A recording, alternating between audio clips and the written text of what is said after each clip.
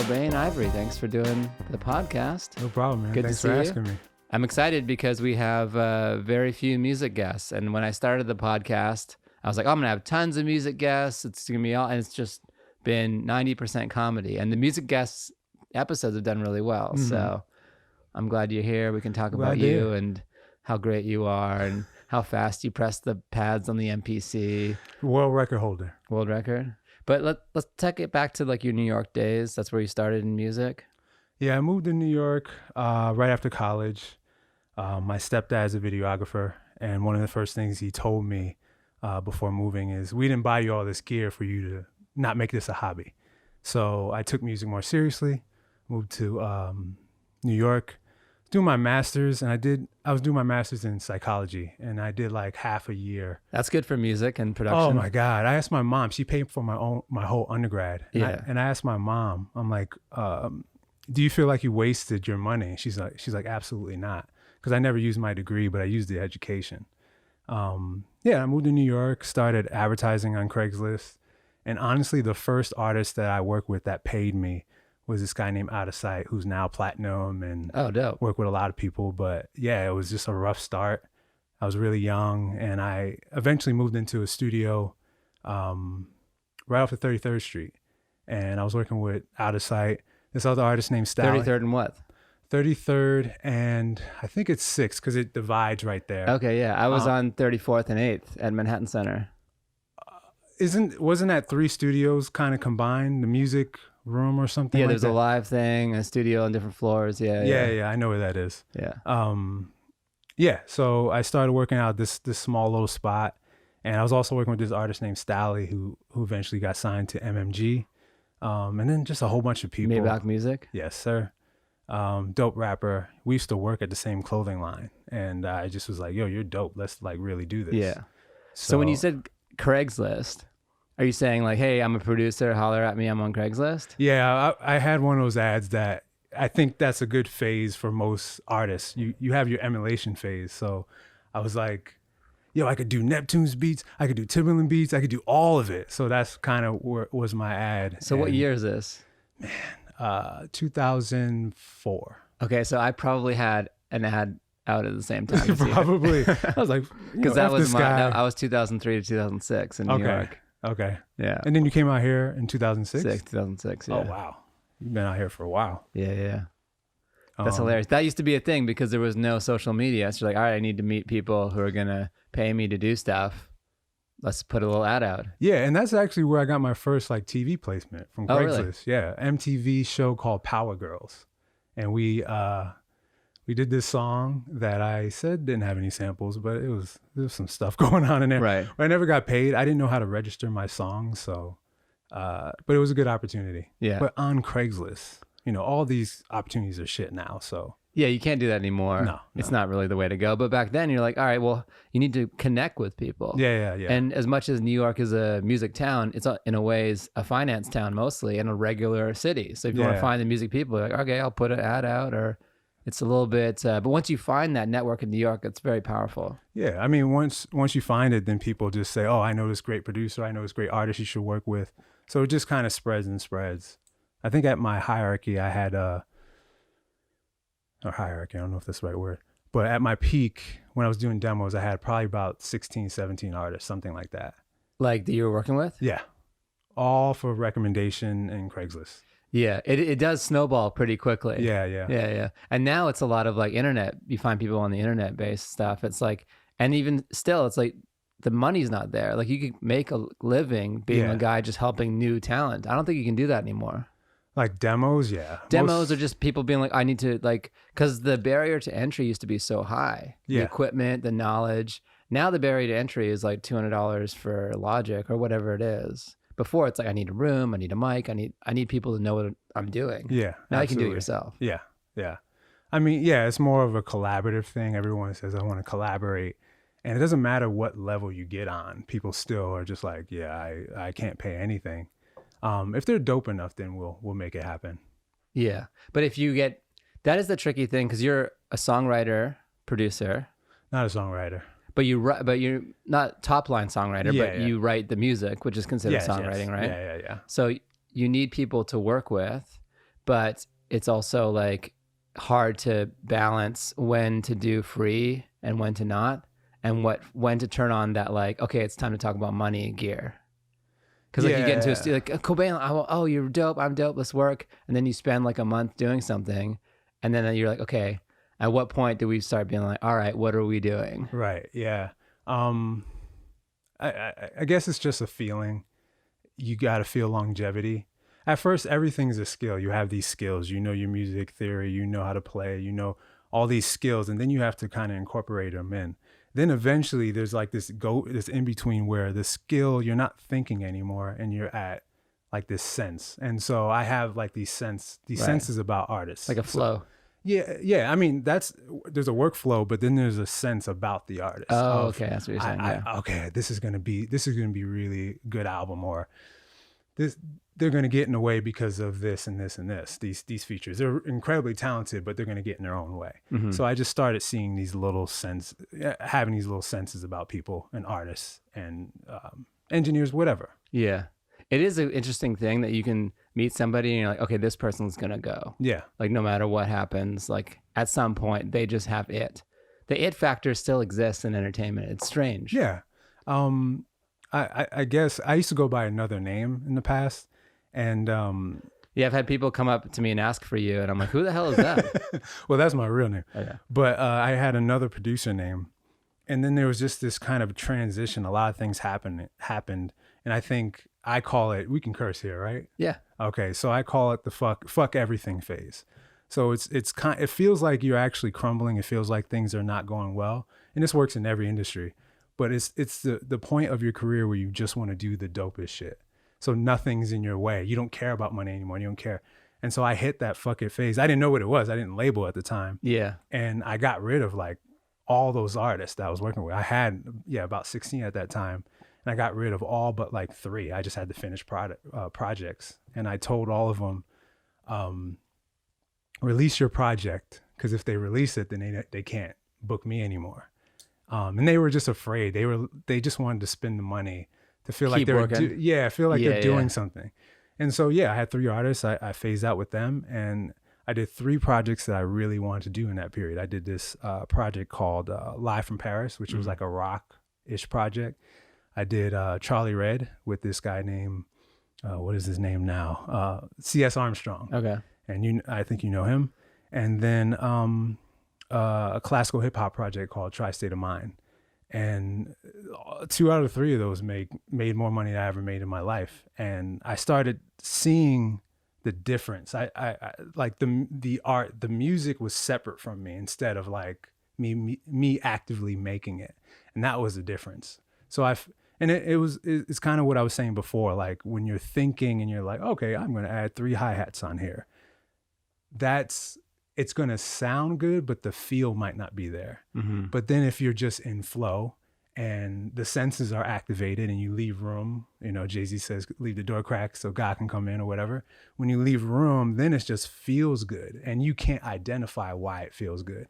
A good joke, I'm sure it's just like, who says it? Bill Burr, he says, he said one joke and he's like, there's no fat on that joke. Like every word was needed for that joke. Right. And, but anyway, I hit that flow and I'm like, I'm no longer this whatever producer guy. So I changed my name and created like a character to fill in Cobaine what I wanted to be. Yeah. Cobaine Ivory. Yeah.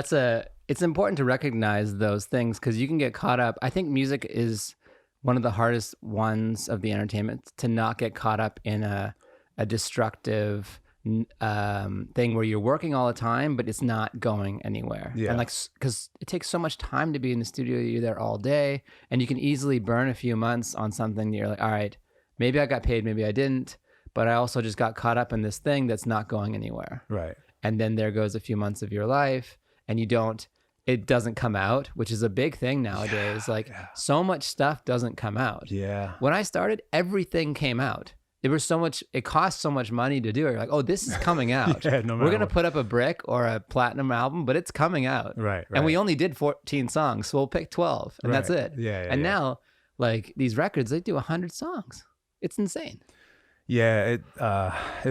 it's unfortunate. There's some of my greatest work has never been heard. Same.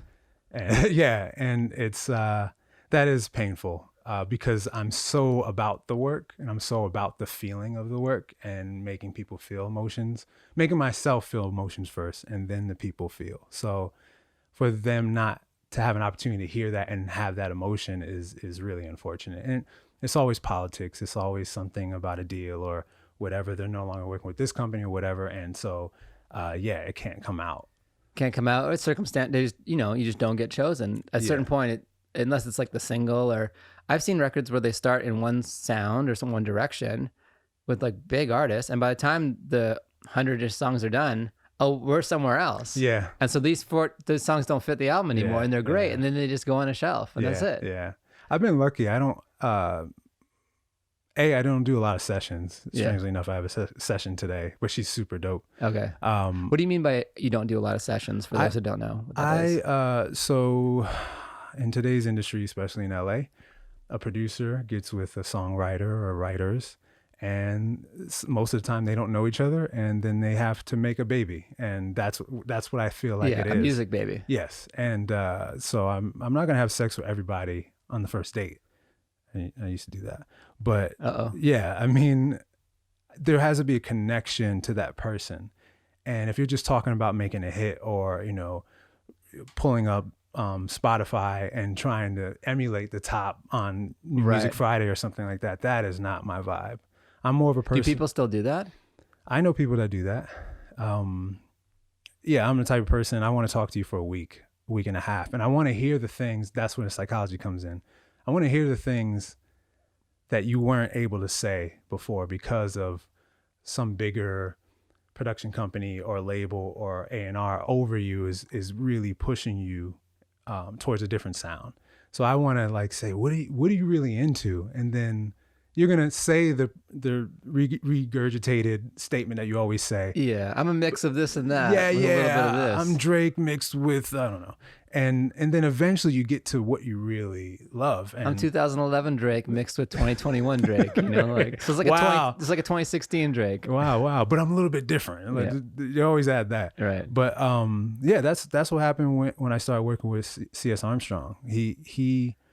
They wanted to make him into, at the time, Lloyd. You remember Lloyd? Oh yeah, like Cash Money Lloyd. I think it was Cash Money. I don't know if he was ever signed to them, but he was doing a lot of stuff with Wayne at the time, and like maybe, I don't remember, but he had that one hit. Stop, wait a minute. Yeah, whatever. That was so huge. Yeah, that was a big song. Yeah. It's a good song. Yeah. But at the time, I remember Chauncey telling me that he was working with somebody and they wanted to make him the new age Lloyd, and I was like, ugh, you have such a powerful voice, and it wasn't as powerful as it is now.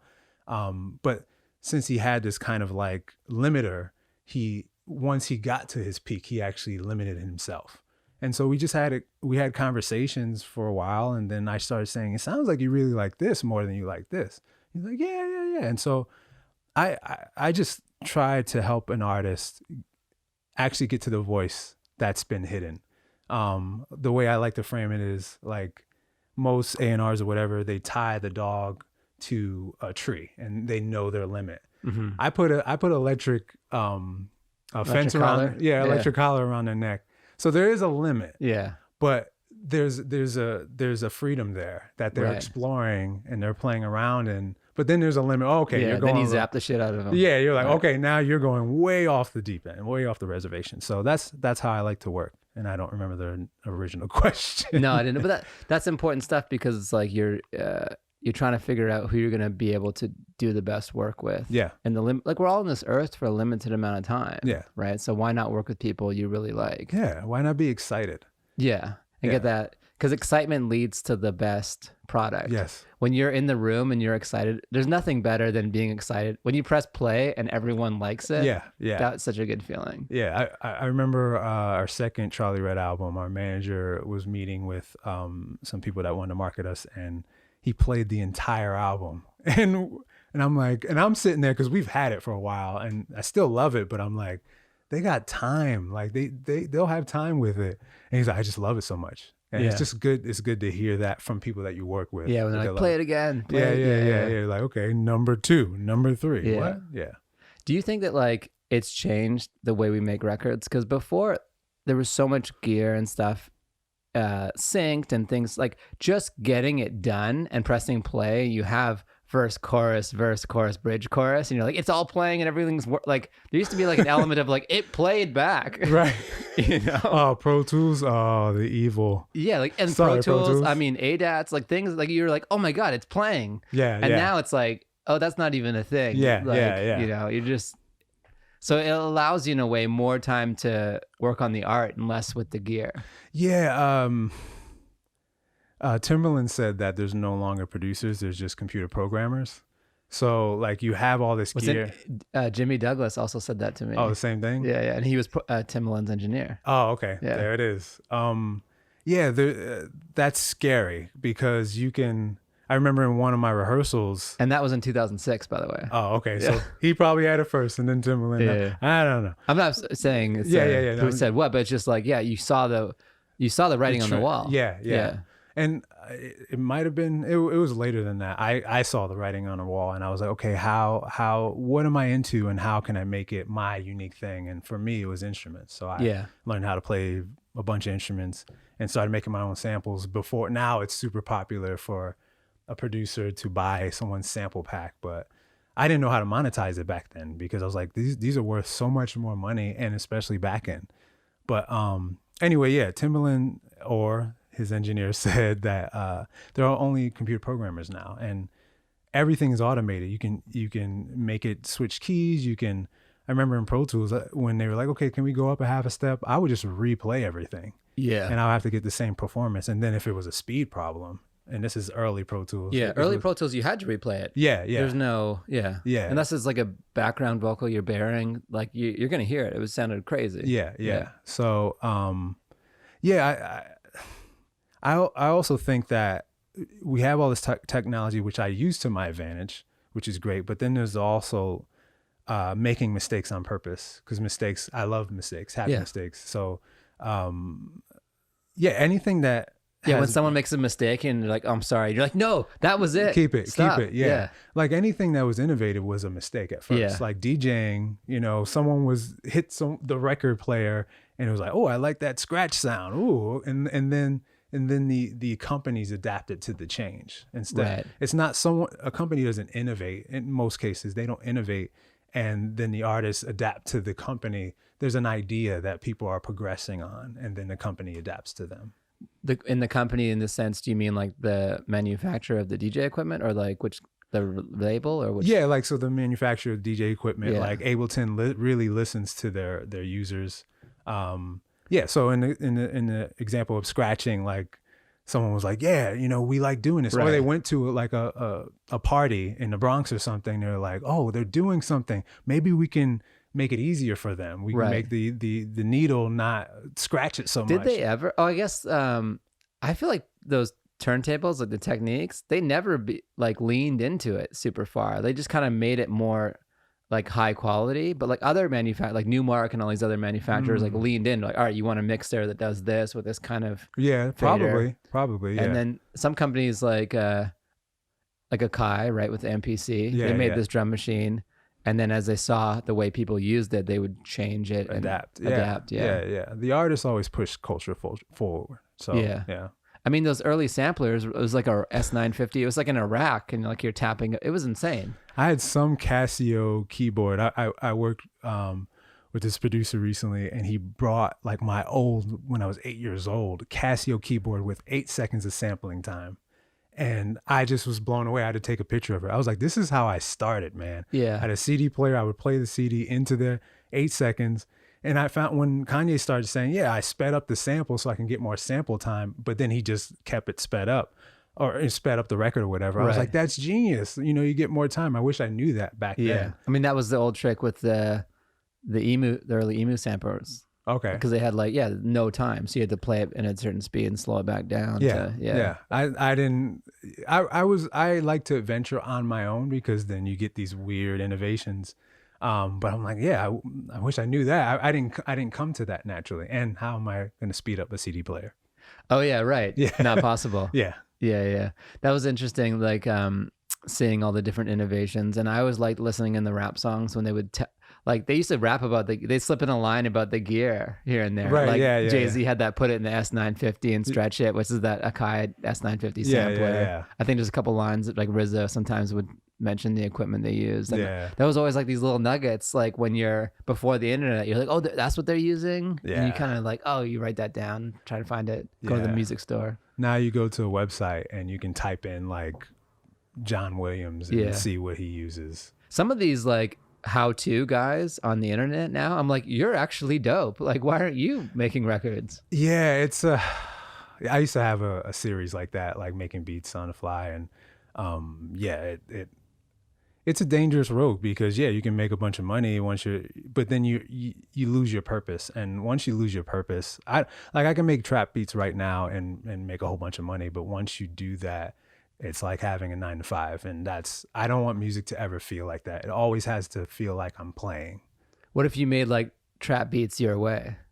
I mean, I tried that, and that's fun. I used to get assignments from someone I worked with and be like, try trap with this. I'm like, oh, that's fun. That's exciting. Yeah. It was just more of an adventure, but it always sounded like me. I would pull the elements and then no longer like read the book or watch the video. Like, oh, okay, this is the method. Okay, that's enough. That's all I need. And now I can experiment on my own. Yeah. One of the pretty big A&R guy around the time when Neptunes were big said, they're like, I have all these people giving me Neptune style beats. And why would I take those when I could just get the Neptunes? The Neptunes, yeah. Because it comes with so much more than just the beat. Yeah. So even if they did the exact same thing and they're cheaper or whatever, it's like, well, you don't get the Neptunes. You don't get them in the song. You don't get the brand. Like, so it's like people didn't see that there was really no point to doing that. Right. And then the honesty, which is you can't bottle it up. Like the truth in it. And that's in jokes, that's in everything. If the truth is not there, when Pharrell, the reason why people love him so much is because his energy is in everything, how he speaks in his music, whatever. If the truth is not there, you just have like just a carbon copy. It's just it's a piece of it's canvas. It's not even art. Yeah, and you're just copying. I mean, random like remember those couple of years when everyone was saying H.E.R? Yeah. That bugged the shit out of me. I'm like, what are you doing? Or the MMG, everyone has like, first Maybach music, and now everyone, their tag is a woman saying their producer name or whatever. I didn't even put that one together. Yeah, all the time. So once one thing happens, but that's been every piece of art's history. Like one person does, like there's this website, it's called Radio with 5 O's at the end of it. And actually A&R put me on, which is rare. To this website, you can just click on a country and you could put in a time period and you hear music from that country, curated from people from that country. Oh, wow. So anywhere, Egypt, whatever. And so if you go through with the Beatles time frame, you'll hear like the Cambodian Beatles, or you'll hear, I mean, probably not Cambodian Beatles, but you'll hear different. I mean, let's sign them.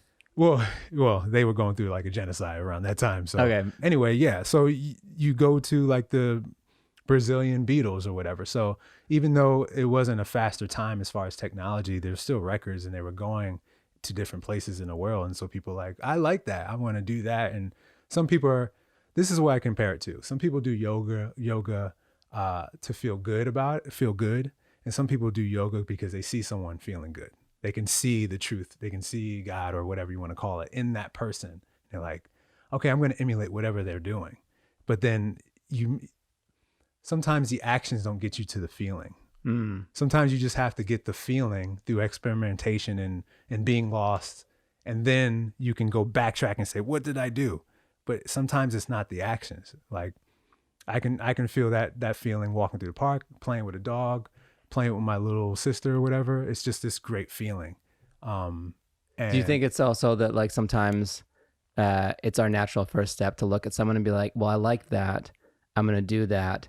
And hopefully that person becomes who they are after. Yeah, I think that's part of the like trajectory of any artist. You have to, that's the emulation phase. Yeah. Like you have to copy first.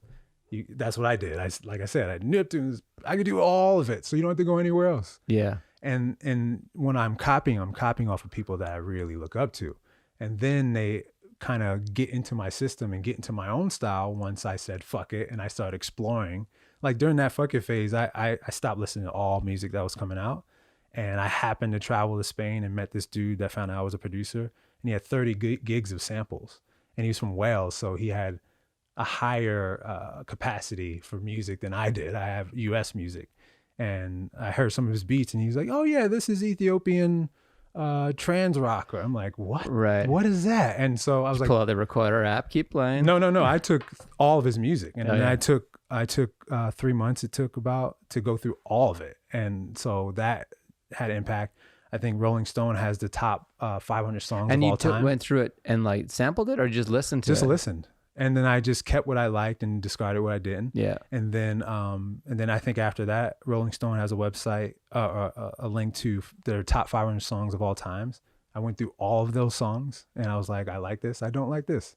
And so I just really, like a history. Yeah. And I just started cueing into what made me feel good instead of what I think other people would like. Yeah. I mean, we're in a what other people will like culture right now, because it's a like-based culture. It's a social media-based culture. So we're trying to get likes, which is very interesting when you're trying to do music and all these things. Someone said to me, if everyone was off of Earth, would you like the work that you create? And that really like stood out, because that's a good line. Yeah. Yeah. I'm doing it for me. Yeah. And then the A&R said to me years ago, like, the worst thing is to perform a song you hate. So, yeah. Well, sometimes you start to hate the song. Yeah, that's true. I mean, my group Charlie Red's success was short lived, but it was like people would scream my name on the streets and stuff. So it was kind of shocking. It was a weird, like, and I had a part-time job during the same time. So that was a weird kind of like situation to live in. But I really loved my music to the point where I was separate from it. I knew it was separate from me. So I remember one show, the DJ started scratching the song and the drums. I was like, oh, I love these drums. And I was like, oh, this is so-and-so. Like, I feel like creating art, you make a baby and then you throw it out the window. Like, you're like, this is beautiful. Make a new baby. You know? That's like, I fall in love and then I move on. Right. Then you Michael Jackson the baby. Yes. Yes. Okay. And then I drop it from, Okay, interesting analogy, but I totally get where you're going. Don't you feel that sometimes with the artists, you have to push, like, you'll be like, this song is great, and they're like, no, it's not for me, but you can see it's going to be good for them, and it will, they're just not on board yet, and sometimes you can, like, the artist will fight you the whole way, they'll record the song, it'll be the biggest song, and then they'll come around.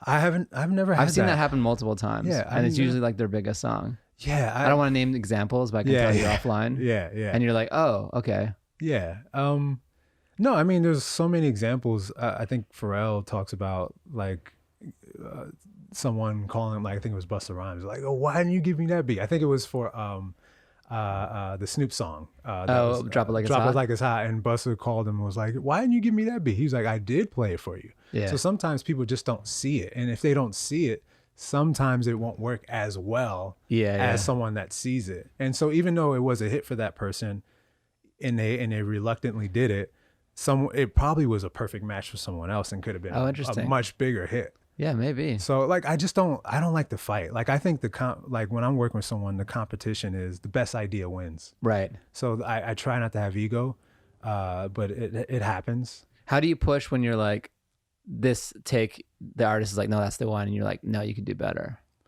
Well, my method is I don't even tell them anything. We do like 8 or 9 takes, and then we move on to the next part. And you just do it offline?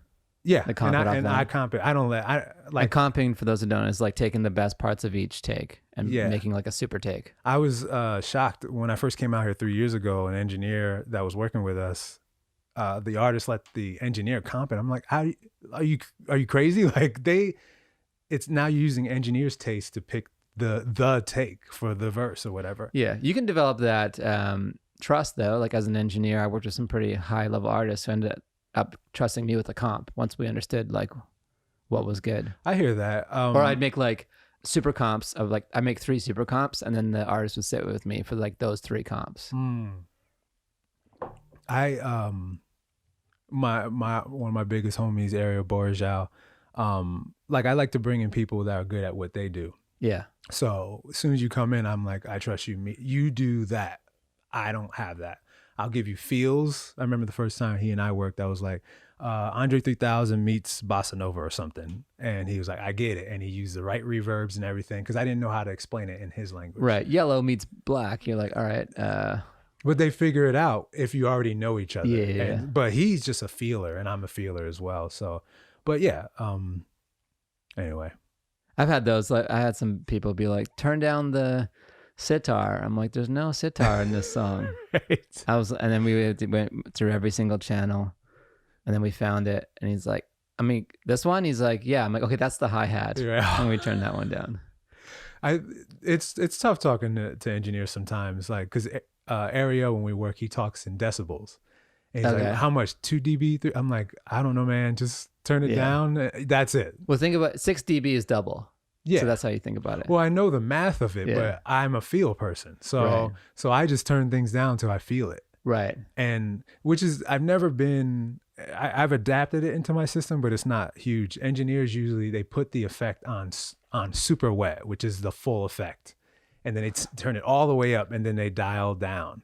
That all the way up scares the mess out of me. I'm more of a like dialing it in. Yeah. Yeah, that's what I am. I'm like, okay, there it is. Yeah. That's the right wetness. That's the right volume. That's, Yeah. Well, sometimes when I was not balancing, I would be like, all right, this is just not fit. And I would play with it and be like, oh, let me turn it way up, way down because this one's not. And then that can kind of reset your ears to be like, all right, that's where it should be. I get that. Yeah. But it's like when I'm not there in the session or whatever, and he's like 2 dB, 3 dB, I'm like, I can't, Right. I bring my own specific headphones because his room is different. Every That's room actually a good idea. Yeah, because I know my headphones and I'll just plug in and I'll just be like, okay, this is pan this a little bit more. Yeah. Well, we're not working in traditional rooms that are neutral anymore. Yeah. They're just like people's home studios. So they can be wild. Exactly. You can be like, oh, this is not it at all outside of this room. It's not hitting. And then, engineers pulled the trick of, play the whole thing back and crank it. I'm not one of those. I'm like, oh, I hated that. I never asked for that. I'm like, nope, I can't really hear it. I can't feel it. Just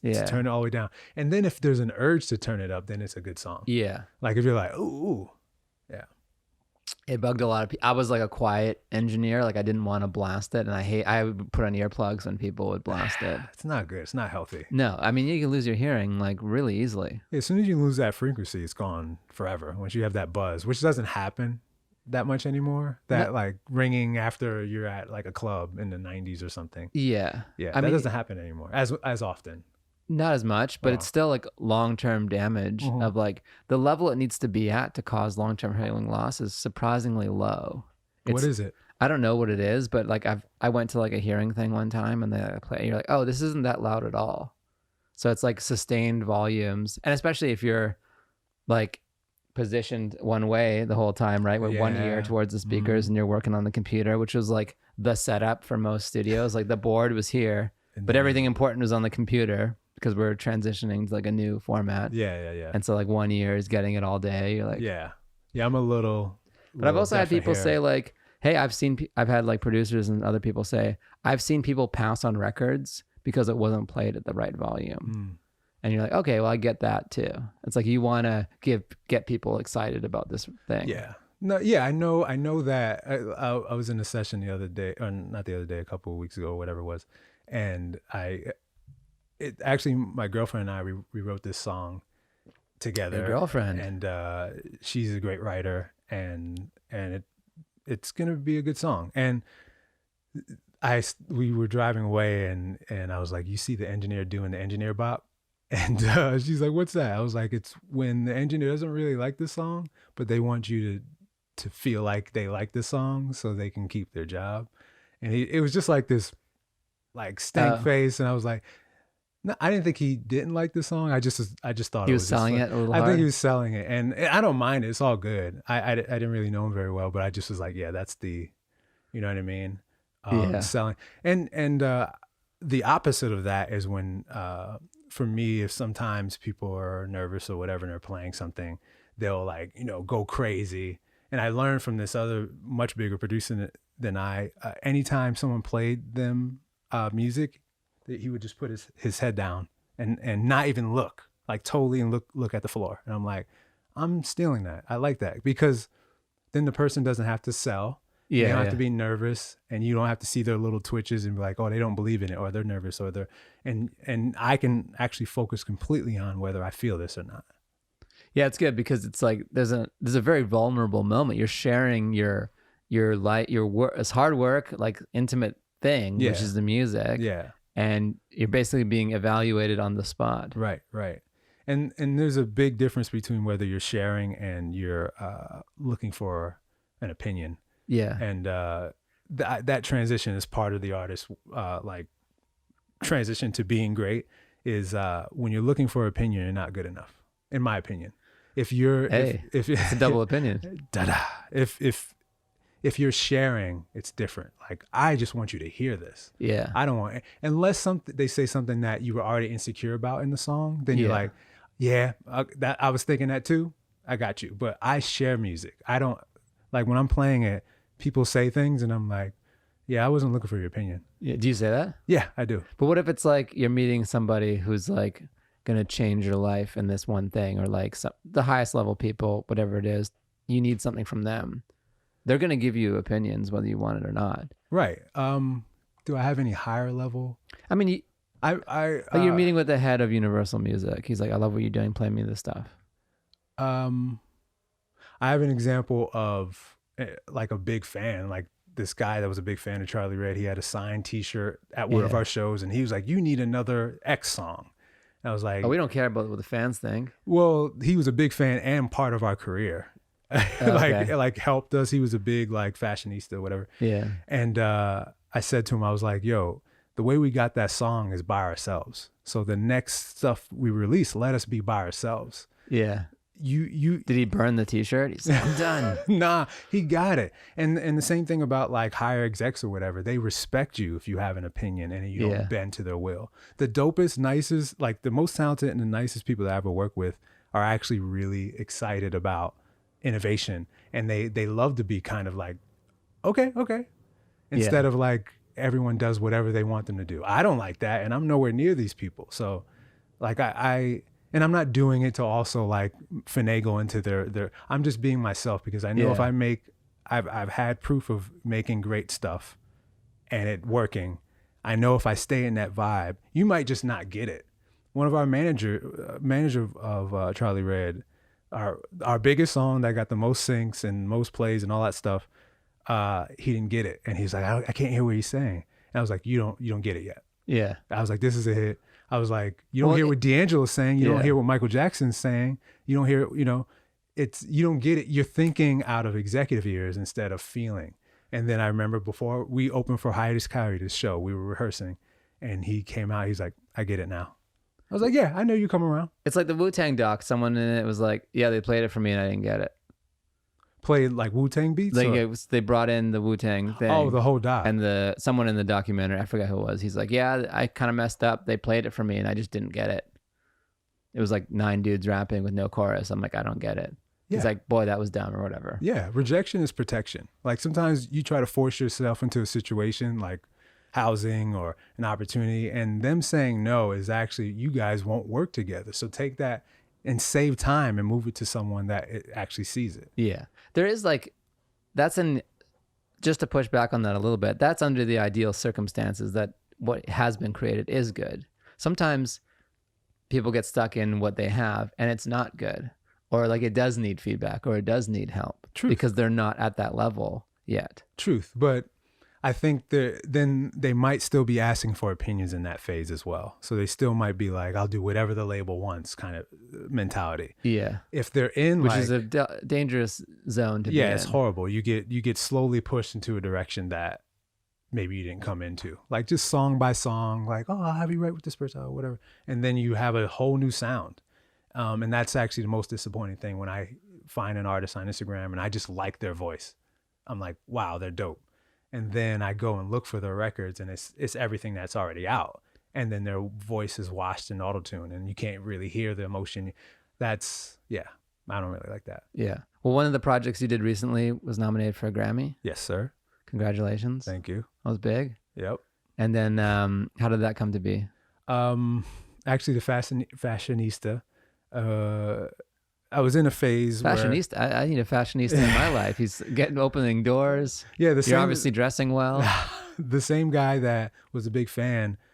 I don't believe in coincidences. So I was already in a mentality of, I know all these big artists. I should just work, instead of searching for new artists, I should just work who I know. And he happened to hit me up one night. And he was like, yo, Luke James is performing at the spot. And I couldn't get there when he was there to get in for free because, you know, we don't pay for anything.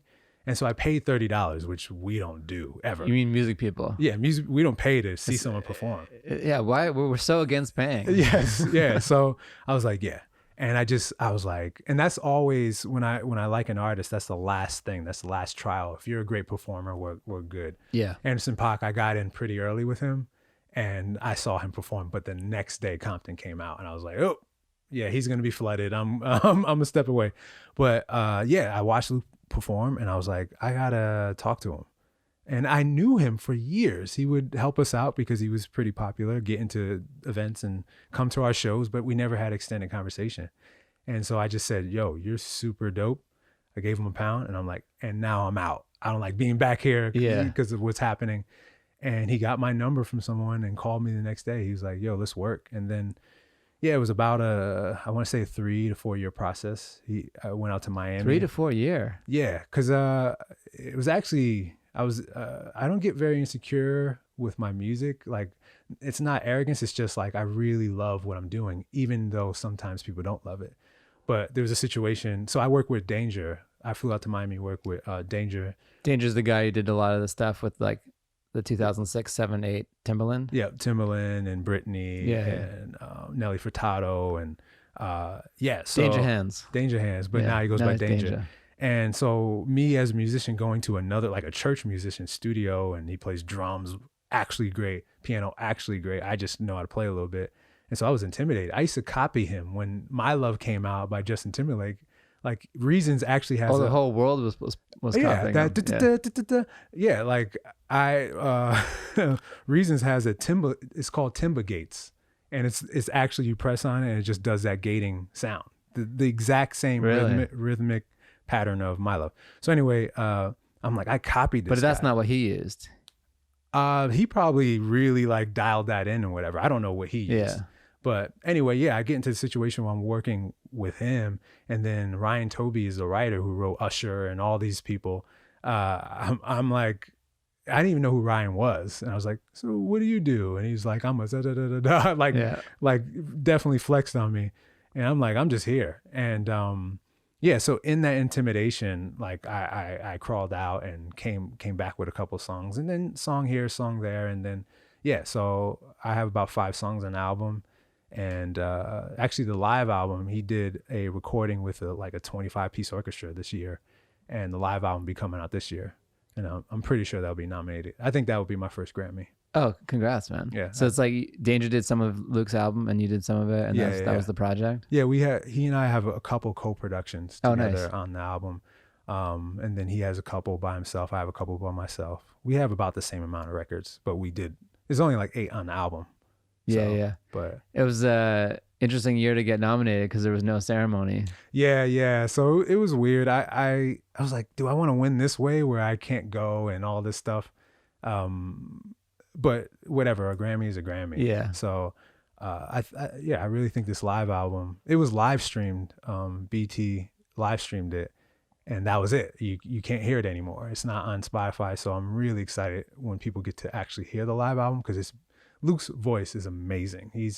There's very few artists I come across that I can do anything with, and it's intimidating. Like, I'm like, we can do anything, whatever you want to do. But he has a strong voice in terms of what he wants to do. Luke is, and this is my favorite part about him, he's like a child. Like, it's tough. I've told him all this. I'm like, it's really tough to get shit out of you. I get annoyed. But when it happens, it's amazing. Like, I have to step out because he's he's really like a child. Like, he's like, okay, what is this? So but that's part of him coming curiosity back. And it's part of him coming back to the song. Right. And one time we just needed to work out one thing, and we were at the house I was working out in LA, and I just had to step out, and I stepped out, and I just took a medium walk and came back, and he was recording something else, and I'm like, what? Yeah. And I'm like, what are we doing? And then I did some orchestral stuff to it, and it ended up being great. And Kirk Franklin got on it. But at the time, I'm like... The gospel guy? Yeah. Nice. He's on the album, like Crit is on the album, a couple other people. But yeah, he got on that record. And but at the time, I'm like, all we have to do is finish this. Yeah. And our favorite song on the album is called Lambo, and it made me cry, made a lot of people I know cry, and there's so much truth in it. It's everything that I told you that I like. It's separate from me. I was going through a thing with this girl that I wanted, and now she's my girlfriend, and I really wanted her, and they would make me cry. But even though I made it, so I was separate from it. And I told Luke, I was like, if I was in this room while you were making it, I would mess this up, because it came out exactly. It's super simple. The lyrics are super simple. But when I have a beat that I give someone that I really love, like I'm really, really hard on them about the writing and whatever. And so I was like, I'm glad I was out that room, because I would have messed it up. Yeah. Oh, he had that moment to be himself, kind of like vulnerable maybe without you there. Yeah, it was just Ryan and Luke. And then he said they kept trying all these things and being complicated and overwriting.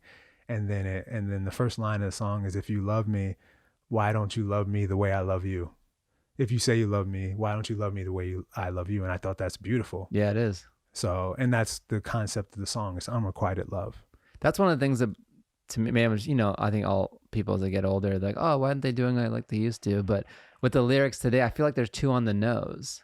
Like they say exactly it. And when you're like, what you just said is like, can mean so many different things to so many different people. Yes. And to me, that's what all the great songs have. It's like everyone who listens to it can get something different out of it. Yes. And when songs become too literal, to me, it's harder to relate to it. Now, maybe this other generation wants to be told exactly. I don't know, but that's just my personal opinion. I just because it's popular doesn't mean it's the way to go right now. Just because it's out there doesn't mean that's the route you have to follow. I think for trap to be popular, it went through, trap producers going and playing something like the innovative trap producers. It's been popular for so long. But I'm just saying, like now it is. Yeah. When they were making it before it was popular, T.I., all those guys. Yeah.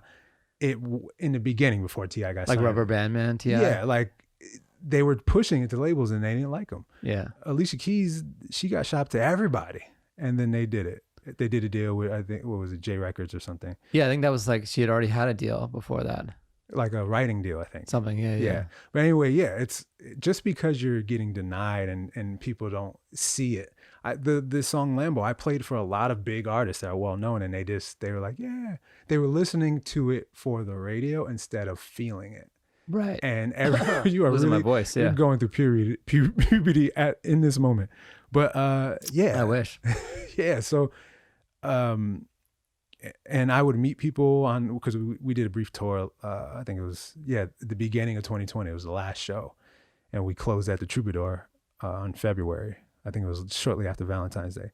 And I would meet people, and then they would DM me, be like, this song is amazing. Like, why don't we have a video for this? And then there's big videographers that are like, they've contacted me. I'm like, you should do a video to this. Like, I love the song. I want to.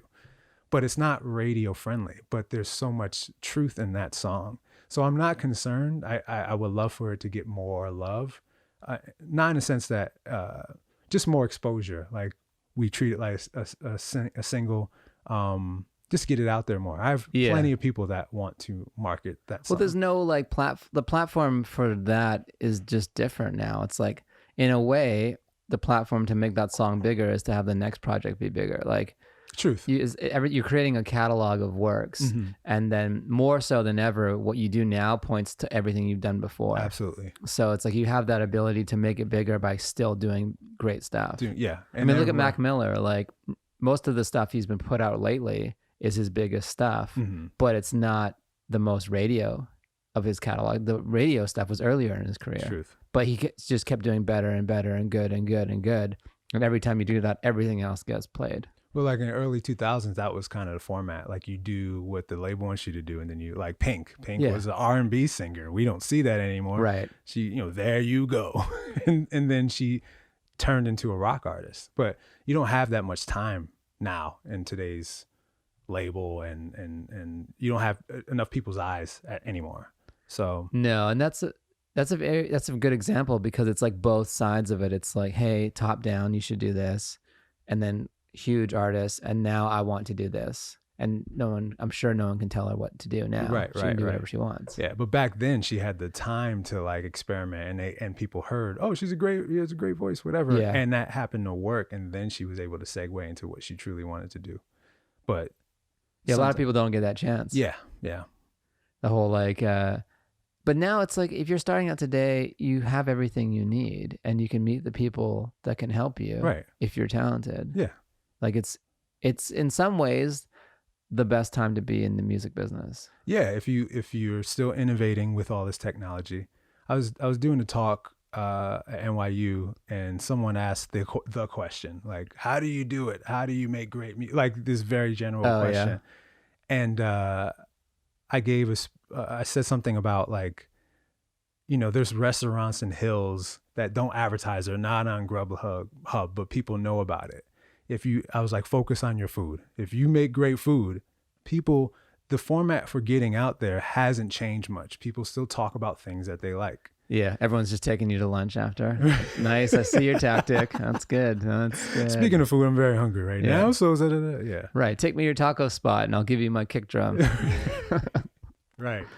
Yeah, you just give them the one from 10 years ago. Right. The old one that's been recycled. No one gives up their real good drums. Yeah, they keep them to themselves. Yeah, but I feel like today the starter kit of what you can buy is so much better than everything we ever had before, that like that's not the limiting factor because you're missing a drum, like everything sounds good now. That's why mixing has changed too. It's like, cause you bring it to a mixer, and he's not changing.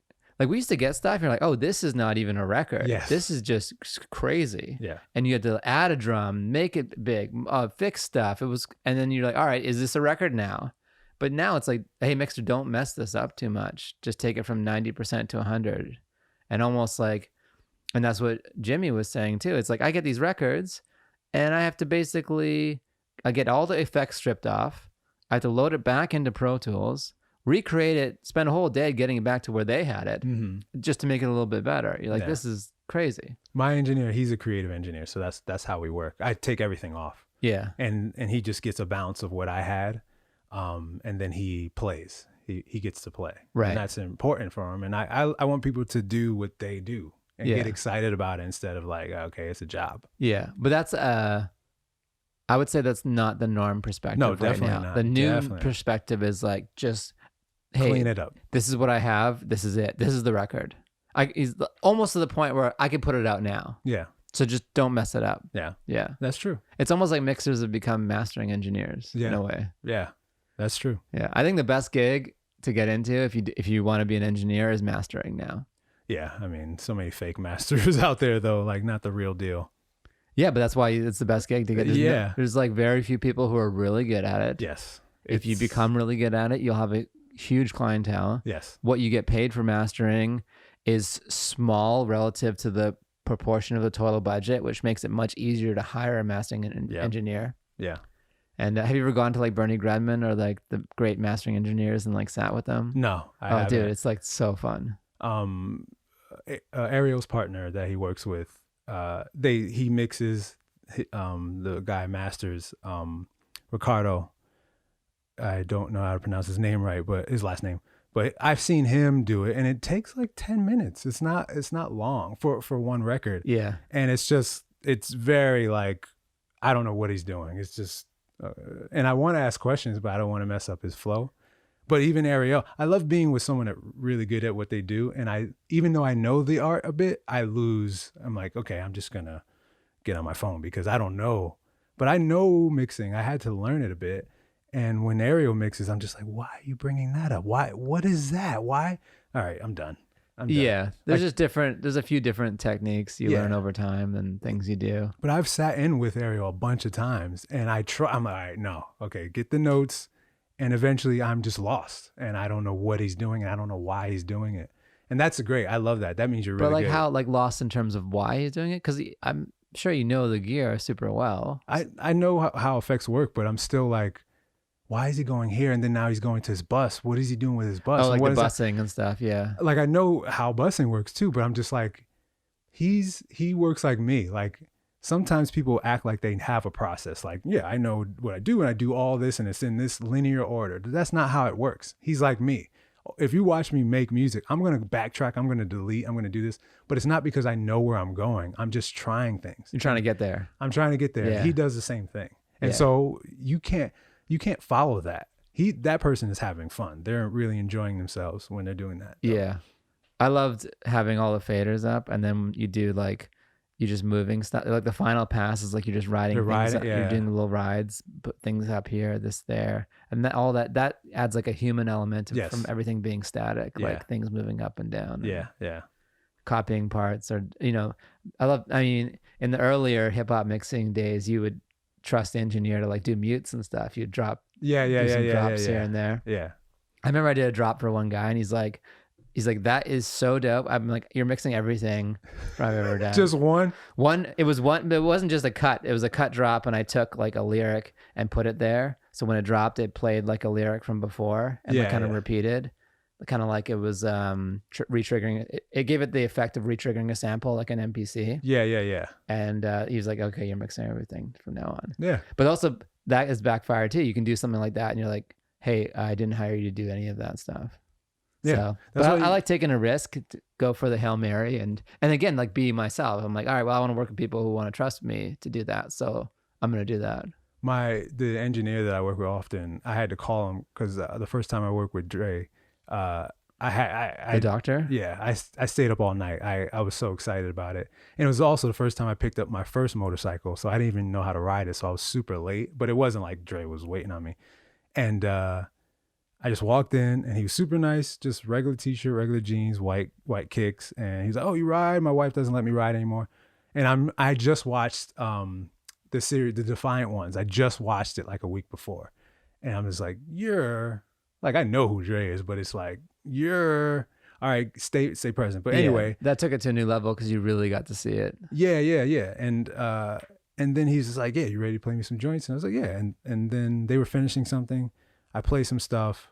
The first one he wanted to work on, I only played 4 beats. And then he played me a whole bunch of unreleased with all the artists, and I'm just taking notes on like the elements he's using. And we worked on that, the one record that I liked. Anderson .Paak walked in, he jumped on the record, whatever. And the next day I called everybody and I called my engineer, and he's usually pretty calm. And I was like, yo, I worked with Dre last night. I did a record. And he's like, what? He's like, were you nervous? I was like, nah, man. I put plus signs by the beats that give me that feeling, give me chills and goosebumps. That's recognition for me. That's God, that's whatever. Because I know no matter what, they're gonna get placed. So I have the dent, all the Dre sounding stuff that happens sometimes. But I was like, I want him to go here. And I just play some wild stuff. And it worked. And I just, that's why I always feel like you have to be creative. You have to go with your instinct and do that drop and not be like, I don't know if he likes it. I don't know if he's done it before. Yeah. You just have to go and not be afraid of that. Right. Because what do you have to lose? Right. Exactly. You have a lot to lose if you don't show your individuality and your creativity. You have a lot to lose. Then you're everybody else. Yeah. You have more to lose from not being yourself. Exactly. Because it's like people see that. And we both work like with famous people. The worst thing you can do is like bow to the fame in a way. Yes. And treat them differently. Exactly. And once you do that, they're like, all right. Yeah, you're everybody else. But if you really are like, it's kind of like Caesar the dog walker. Like if you like are confident enough to check them, they'll respect you more. Exactly. Yeah. Yeah. But that confidence has to be not contrived. It has to be true. Oh, it has to be true. Yeah. True. Yeah. You can pretend like I don't care, and then they'll. That's even worse to me. I've seen that a lot. Yeah. People who are like extra front. Yeah. To be like how much they don't care. You're like, all right, well, now you're just doing the other thing, and this is even more annoying. Very thin line. I'd rather you ask me how we'd like my latte than this. Just get me a coffee and be normal. Be like everyone else. The spectrum, you've gone off the deep end. Yes, truth. Yeah. Well, I want to be respectful of your time. Do you have a heart out, right? Yeah, it was 11. Oh, yeah, I gotta go. Well, Cobaine, this always happens too with music, guys. We can talk for hours. Yeah. We didn't even get to your gear. Can you give us a quick thing about like what you use to produce? Well, it's good that we didn't get to the gear because I don't like to tell anybody anything. But it's everything that everyone uses. It's everything that everyone uses. All right, you can buy everything that everyone uses at the Guitar Center. Just go in and say, I'll have everything that Cobaine sent me. They'll love you. Cobaine will get discounts for the rest of his life. And this has been great. Well, at least give us your socials. Tell us where to find you, follow you. CobaineIvory.com. Everything at Cobaine Ivory. Give him an Instagram follow. Hit him up for production. If you're really dope and you're yourself and you vibe with this, you've gotten a good vibe for the man. I feel like I've gotten to know you a little bit better. Yeah, we haven't talked like this. No, never. It's been great. Yeah. And let's do it again. Yes, sir. All right, take care. Thank you, man.